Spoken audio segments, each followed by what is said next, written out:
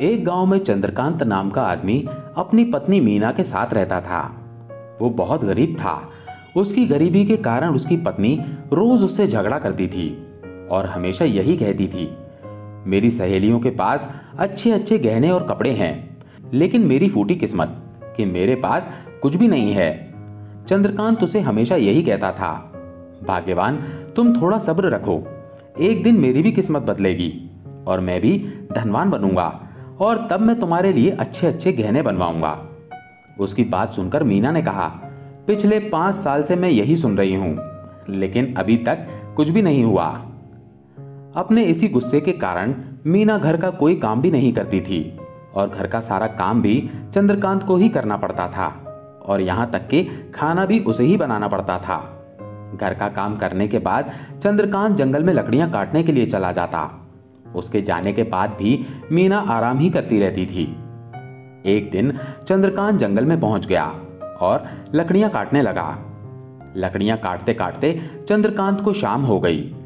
उसके बाद चंद्रकांत ने लकड़ियां इकट्ठी की और बाजार में बेचने चला गया। चंद्रकांत ने सोचा, अब मेरे पास काफी पैसे इकट्ठे हो गए हैं, क्यों ना अपने काम के लिए मैं एक गधा खरीद लूं, फिर मैं ज्यादा लकड़ियां काट लिया करूंगा और गधे की पीठ पर लाद करके ले जाया करूंगा। ये सोचकर चंद्रकांत बाजार से गधा खरीदने के लिए चला गया। चंद्रकांत ने बाजार जाकर एक हट्टा कट्टा गधा खरीदा और उसको लेकर घर की तरफ चल दिया। घर पहुंचकर चंद्रकांत ने अपनी पत्नी को आवाज लगाई और कहा, देखो भाग्यवान, मैं क्या लेकर आया हूं। उसकी पत्नी ने उसकी आवाज सुनकर कहा, तुम बोल तो ऐसे रहे हो जैसे कोई खजाना लेकर आए हो। ये बोलकर चंद्रकांत की पत्नी बाहर आई और गधे को देखकर बहुत गुस्सा हुई और बोली, ये गधा खरीदना जरूरी था क्या? इससे अच्छा तो तुम मेरे लिए गहने ले आते। तुमने ऐसे ही गधे के ऊपर पूरे पैसे बर्बाद कर दिए। चंद्रकांत ने उसकी बात सुनकर कहा, मैंने ये गधा लकड़ियों को ढोने के लिए खरीदा है ताकि ज्यादा लकड़ियां बाजार ले जा सकूं और ज्यादा पैसे कमा सकूं। ये कहकर चंद्रकांत ने कहा, तुम कभी भी मेरे किसी काम से खुश नहीं होती। चंद्रकांत की बात सुनकर उसकी पत्नी ने कहा, मुझे कुछ नहीं पता, तुम अभी जाकर इस गधे को वापस करके आओ। चंद्रकांत ने ऐसा करने से मना कर दिया। तब उसकी पत्नी गुस्से से बोली, या तो अब इस घर में ये गधा रहेगा या फिर मैं रहूंगी। चंद्रकांत ने उसकी बात सुनकर कहा, तुम ऐसे क्यों बोल रही हो भाग्यवान?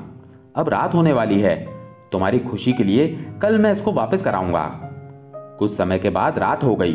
चंद्रकांत ने गधे को घर के बाहर बांध दिया और खुद घर के दरवाजे के बाहर बैठ गया और कुछ देर के बाद वो वहीं पर सो गया। वो इसलिए बाहर सोया था क्योंकि उसकी पत्नी ने उसे घर के अंदर नहीं आने दिया था।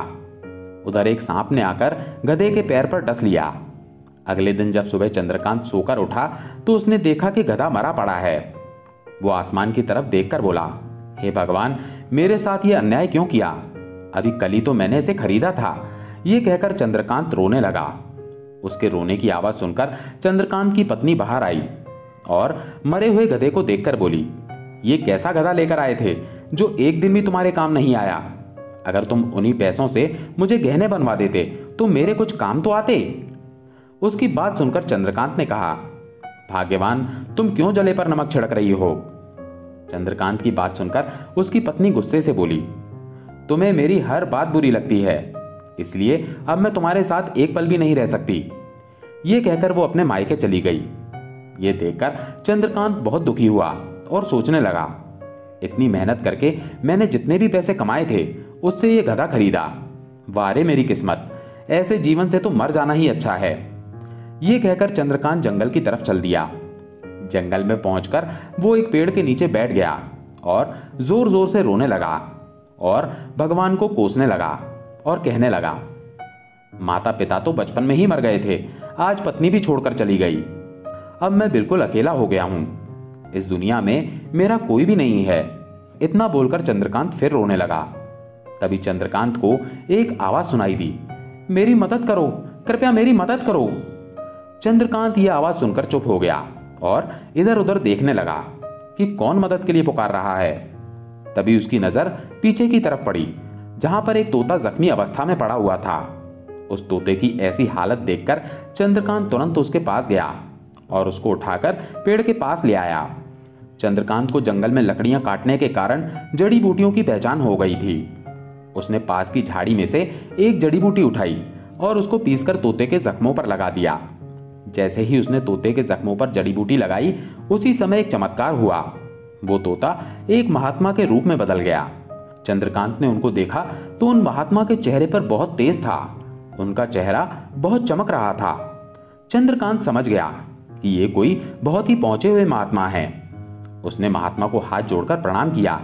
महात्मा ने उसको कहा, वाह चंद्रकांत वाह, तुम गरीब जरूर हो और किस्मत के मारे भी हो और इस समय बहुत दुखी और परेशान भी हो, लेकिन तब भी तुमने अपना दुख ना देखकर जो ये दया दिखाई, तुम्हारी इस परोपकार की भावना से मैं बहुत खुश हूं। मांगो, तुम्हें जो कुछ भी चाहिए वो मुझसे मांग लो, मैं तुम्हें जरूर दूंगा। चंद्रकांत ने महात्मा की बात सुनकर कहा, क्या आप सच कह रहे हो महात्मा जी? महात्मा ने कहा, हाँ बेटा, जो भी तुम्हारी इच्छा है वो मुझसे मांग लो। चंद्रकांत ने महात्मा से कहा, मेरी पत्नी मुझसे नाराज होकर मायके चली गई है। मैं अपनी पत्नी से बहुत प्यार करता हूं और मेरा इस दुनिया में मेरी पत्नी के अलावा कोई भी नहीं है। माता पिता का साथ बचपन में ही छूट गया था। मैं चाहता हूं कि मेरी पत्नी भी मुझसे प्यार करे और मुझे समझे। महात्मा ने उसकी बात सुनकर कहा, ठीक है, जैसा तुमने कहा है वैसा ही होगा। जाओ, अपने घर जाओ। तुम्हें घर में तुम्हारा गधा भी जीवित मिलेगा और तुम्हारी पत्नी भी घर में तुम्हारा इंतजार कर रही होगी। महात्मा की बात सुनकर चंद्रकांत की खुशी का ठिकाना ना रहा। जब चंद्रकांत जाने लगा तो महात्मा ने कहा, तुम्हारे अंदर दयालुता के साथ साथ संतोष और सब्र भी बहुत है, इसीलिए तुम्हें कुछ और भी चाहिए तो मांग सकते हो। महात्मा की बात सुनकर चंद्रकांत बोला, महात्मा जी, अब मुझे और कुछ नहीं चाहिए, सब कुछ तो आपने मुझे दे दिया है। महात्मा जानते थे कि चंद्रकांत बहुत भोला और मेहनती है। तब महात्मा ने कहा, मैं जानता हूं चंद्रकांत, तुम बहुत ही मेहनती इंसान हो। तुम मेहनत करने पर भरोसा रखते हो और यह अच्छी बात भी है, लेकिन मैं तुम्हारी मेहनत को और भी आसान कर देता हूं। यह कहकर महात्मा ने उसे एक मटका दिया और कहा, इस मटके से तुम जितना भी अनाज चाहो वो तुम्हें मिल जाएगा। ये मटका कभी खाली नहीं होगा, इसलिए अब तुम लकड़ियां बेचना छोड़ दो और इस मटके में से अनाज निकालकर गधे पर लाद करके बाजार में बेचना शुरू कर दो, जिससे तुम बहुत सारा धन भी कमा लोगे और तुम्हारा जीवन भी सुखी हो जाएगा। ये कहकर महात्मा वहां से चले गए। चंद्रकांत मटका लेकर घर की तरफ चल दिया। जब वो घर पहुंचा तो उसने देखा उसकी पत्नी बाहर खड़ी उसका इंतजार कर रही थी और उसका गधा भी जीवित था। चंद्रकांत ये देखकर बहुत खुश हुआ, क्योंकि अब उसको जीवन साथी के रूप में उससे प्यार करने वाली और उसका साथ देने वाली और उसको समझने वाली उसकी पत्नी अब उसके साथ थी। चंद्रकांत को देखकर मीना ने कहा, आप मुझे माफ कर दो, मैंने आपको बहुत गलत कहा। मेरी सबसे बड़ी गलती यह है कि मैंने आपको कभी भी समझने की कोशिश नहीं की। चंद्रकांत ने उसकी बात सुनकर कहा, कोई बात नहीं भाग्यवान, अब हम दोनों सच्चे दोस्त की तरह मिलकर मेहनत करेंगे और बहुत सारा धन कमाएंगे और फिर मैं तुम्हारे लिए बहुत सारे गहने बनवाऊंगा। चंद्रकांत की बात सुनकर उसकी पत्नी ने कहा, मुझे अब कुछ भी नहीं चाहिए, आप खुश रहो, मेरे लिए ये बहुत है। चंद्रकांत की पत्नी का स्वभाव अब बिल्कुल बदल गया था। फिर चंद्रकांत ने उसे महात्मा के बारे में और मटके के बारे में सब कुछ बताया। अब दोनों पति पत्नी मिलकर मेहनत करते। वो रोज बहुत सारा अनाज गधे पर लाद करके बाजार ले जाते और खूब पैसा कमाते। इससे कुछ ही दिनों में वो अमीर हो गए और दोनों खुशी खुशी रहने लगे। दोस्तों, आज की इस सुंदर कहानी से हमें ये शिक्षा मिलती है कि हमें जीवन में हमेशा दूसरों की मदद करनी चाहिए, चाहे वो कोई इंसान हो या जानवर या फिर हमारा दुश्मन भी क्यों ना हो। हमें अपनी जिम्मेदारी से पीछे नहीं हटना चाहिए। परमात्मा भी उन्हीं लोगों की मदद करता है जो दूसरों के दुख दर्द को समझते हैं और उनकी मदद करते हैं। और इसके साथ साथ हमें अपनी इच्छाओं पर भी काबू करने की कोशिश करनी चाहिए, क्योंकि जितना हमारे अंदर सब्र और संतोष होगा, परमात्मा उतना ही हमें ज्यादा देगा। इसलिए इस कहानी से सबक लेकर हमें दूसरों की मदद करनी चाहिए। दोस्तों, अगर आपको ये कहानी अच्छी लगी हो तो कृपया लाइक, कमेंट और शेयर जरूर करें।